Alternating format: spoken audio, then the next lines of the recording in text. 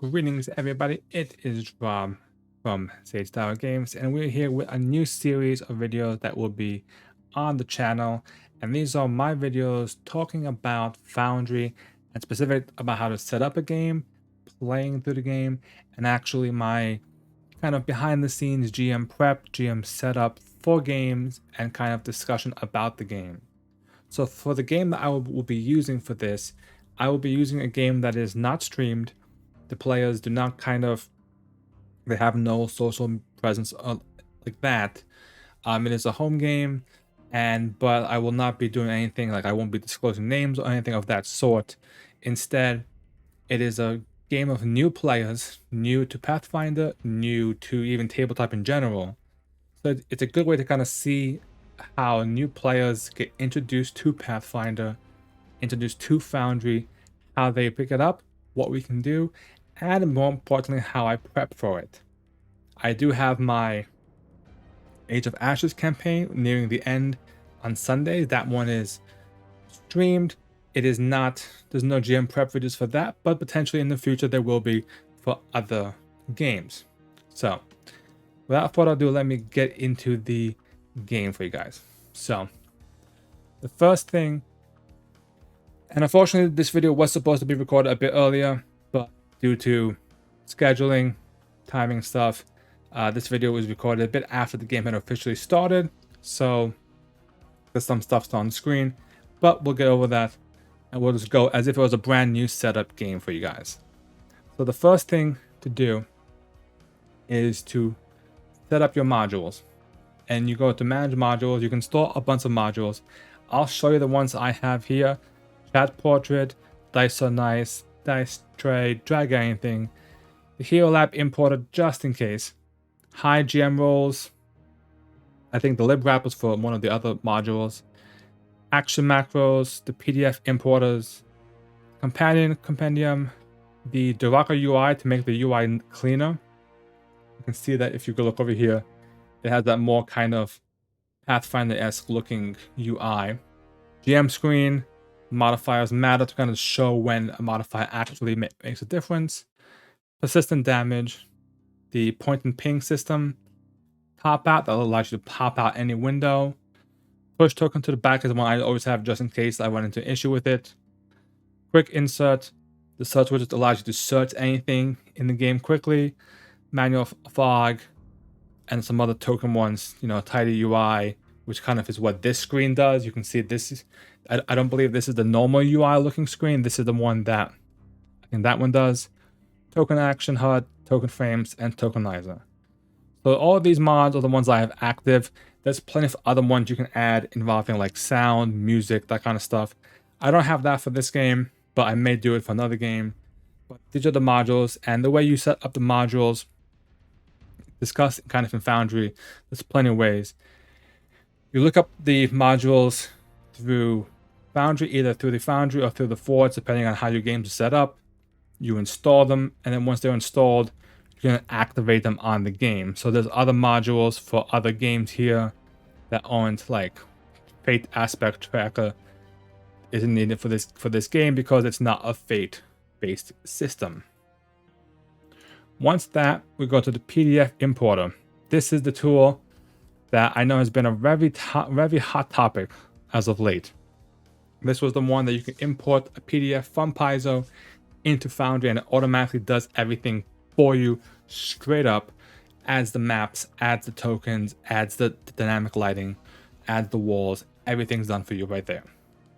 Now, it has been announced that due to the kind of the one in charge of this has stopped updating this, but Paizo has taken over or make an announcement that they will be creating Foundry compatible versions of the product so people can import the stuff into Foundry and keep it going somehow. So as of now, I believe Quest of the Frozen Flame will be the last one that will be fully imported. After that, so the next one, Outlaws of Alkenstar, will not be in this one. It'll be in whatever Paizo ends up doing. And the way it works is you choose your file, it opens up a window, and then you pick the PDF version of whatever you are trying to upload. In this case, I'm doing the beginner box, so I upload the beginner box PDF that has the actual adventure. Now keep in mind, this I believe only works for actual pies of PDFs. I think if you pirate the PDF, which you shouldn't, but if you do, and you try uploading, I don't believe it will work in that case.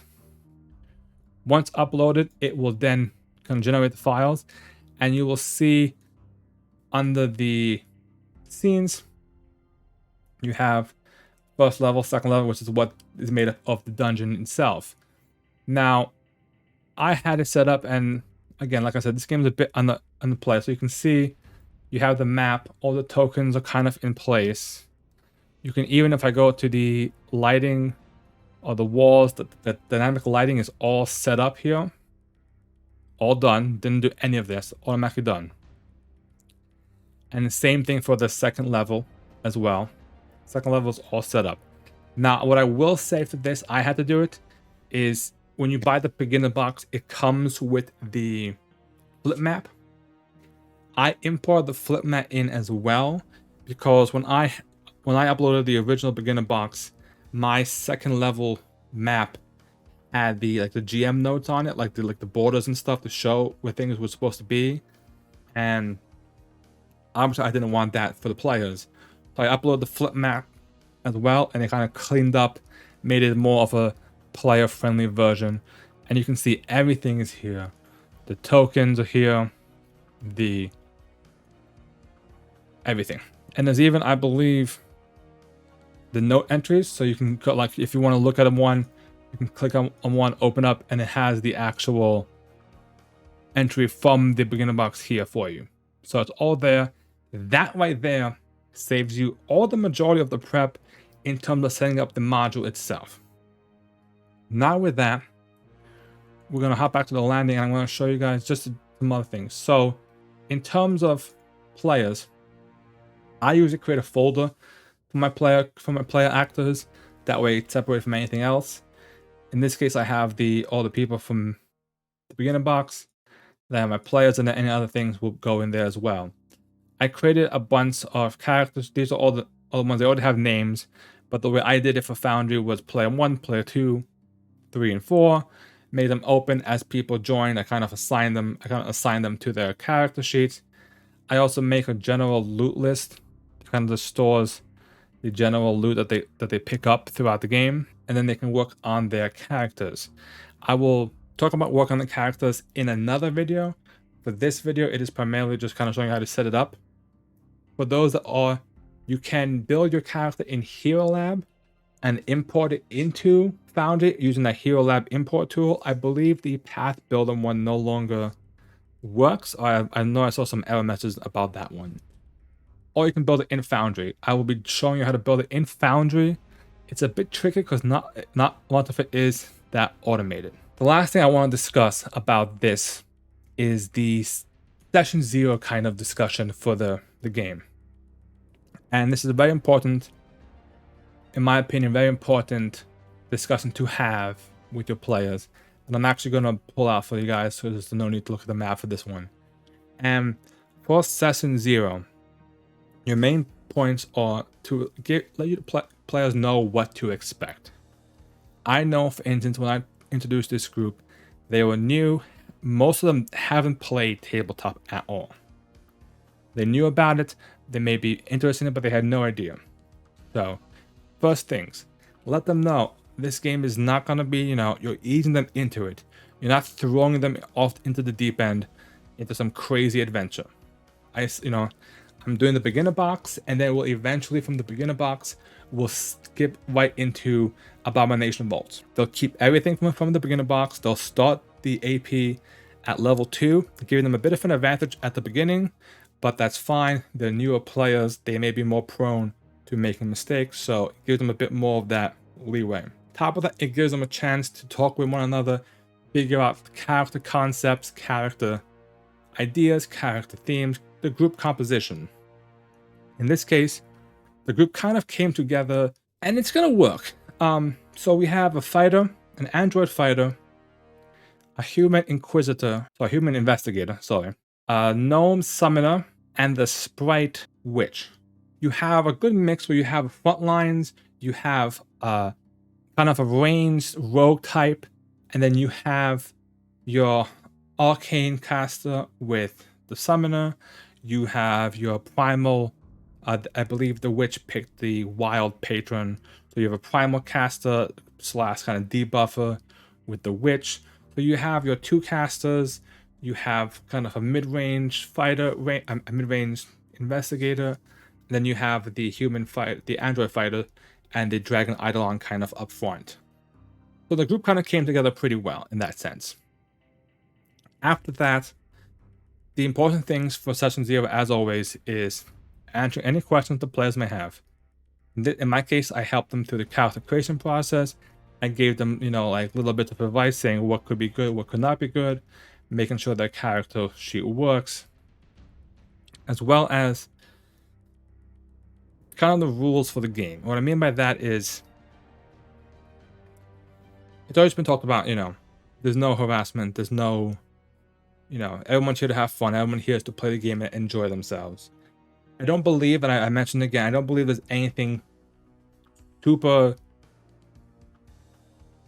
risque or threatening in the Abomination Vaults or in the beginner box. Any sort of themes like, extreme horror, extreme gore, that kind of stuff. Slavery may be in there because it's before Paizo made the announcement. I'm not sure. But any kind of these themes, you always want to let your players know if they have an issue with it, bring it up. You can bring it up in Discord if they don't want to bring it up in public, whatever. However they want to convey to you that they may have an issue or uncomfortable with the scene, you want to make sure your players feel safe that they can come to you and be like, you know what, I'm not a fan of whatever child murder villain that may be coming out or something like that. Just an example. You kind of want to make sure that your players are safe, and if they don't like it, then just let them. You can rewrite the campaign, rewrite the story, so that your players are okay with it. That's a very important thing that you want to talk about and discuss with your group. With that, and kind of the expectations for the game, similar things as well. How long the game's gonna last? Is there a break? What time should it be here? What kind of expectations? You want to make sure, up to the new players, that you want to help them. You don't want to be like, super rigid on the rules and stuff. And it's already happened a few times where I kind of hand-waved a few rules because they forgot, something here and there. That's going to happen in games where you have newer players, and we'll talk about that as the campaign kind of game progresses. But it's all kind of show them how to play the game, show them how to have fun, and you guys are all working together to play this game. And that's what's important to me as a session 0. So to recap this video, you import the maps, you import your adventure, you set up all the modules that you want, and then you set up those modules however you want them to. I didn't go into that step because there's quite a few modules, and I've made a video talking about some of those modules already on the channel, which you can check out. And then once you set up that kind of game aspect, you set up the player actors so they have their character sheets, and then portraits, tokens. You build the players build their characters, and you kind of give them the expectations and rules, safety guidelines for the game, for the campaign. And with that, you're essentially ready to begin the game. So the next video will be kind of going through creating a character, going step by step kind of through it. And as we go through that, then after that, we'll actually dive into the actual game itself and show you kind of how I prepare for some of the game, or how the game went as well, depending on time of recording. And that will actually give you guys a bit insight into how I think about how things are going to work, how things play out In the case of the beginner box, everything is kind of set up and it's kind of very systematic, so there's not much prep I have to do. So these may be more of kind of like an after session talk kind of than like a prep one, perhaps. It'll probably be more like an after session talk and then thoughts on the next session coming up, kind of. So with that, thank you guys for watching. If you're enjoying this video, be sure to subscribe to the channel and like it down below, because I will be doing a lot more of these Foundry based guide videos, and I'm hoping that these are enjoyable for you guys and help you guys either make your own games in Foundry, or if you're a new player to Foundry or Pathfinder, feel more safe and welcome to play the game yourself. Thank you.